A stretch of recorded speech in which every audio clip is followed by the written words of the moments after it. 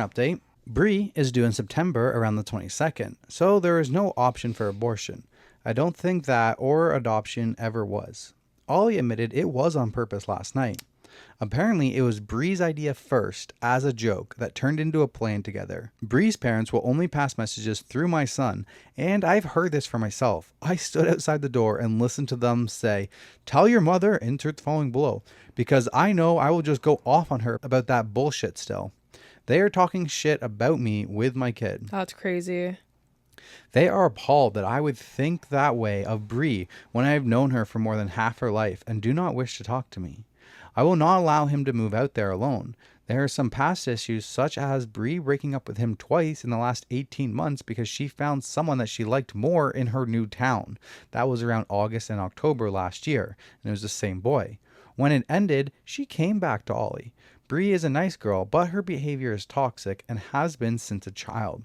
Her mother and stepfather are nice, but their relationship is unstable. The house is chaos. They have 9 children combined Whoa. in a blended family, and 2 out of 3 teens have serious mental health struggles. He would be leaving stability for chaos and no structure. I want a DNA test. I will not budge on that.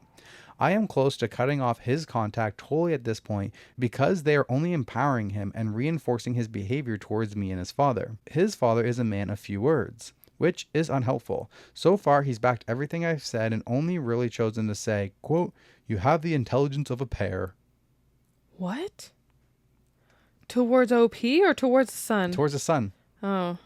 So the second update comes in 4 days later. Things have gone south even further. At this point, my husband and I have been blocked on all social media and numbers blocked, but the communication with Ollie has continued.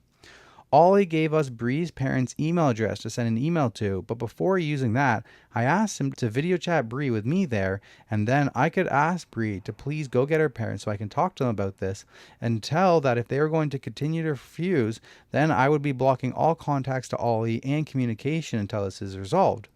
I told Ollie this before the call. At first, he flipped out about it, but it was this or I cut communication completely.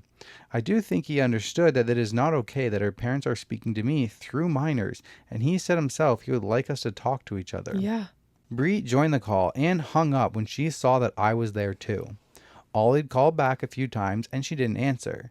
She asked via text why I wanted to talk to her, and Ollie told her that I wanted to speak to her mother, and if we didn't resolve the communication issue, then all contact would be ended until her parents made contact with us, and we would make a plan for the next few months, including the DNA test, and then birth arrangements. Said that if the baby was his, we will travel there for the birth and first few weeks